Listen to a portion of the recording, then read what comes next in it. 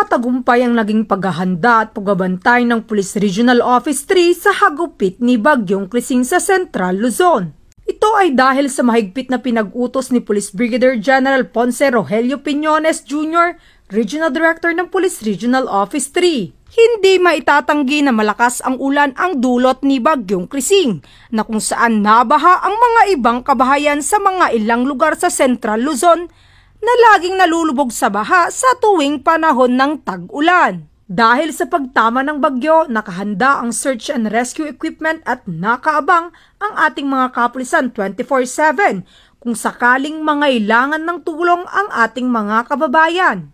Binantayan din ng ating mga pulisya ang mga ilog sa anumang oras ay posibleng umapaw.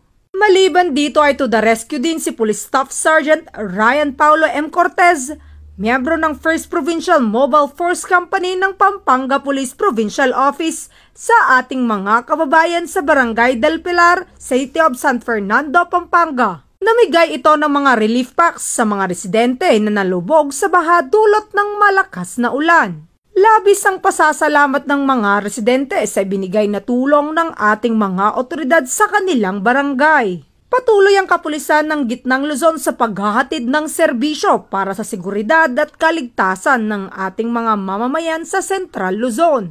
Mula dito sa Central Luzon, ang inyong PNN correspondent, Police Corporal Giselle V. Rivera, alagad ng batas, tagataguyod ng Balitang Pulis.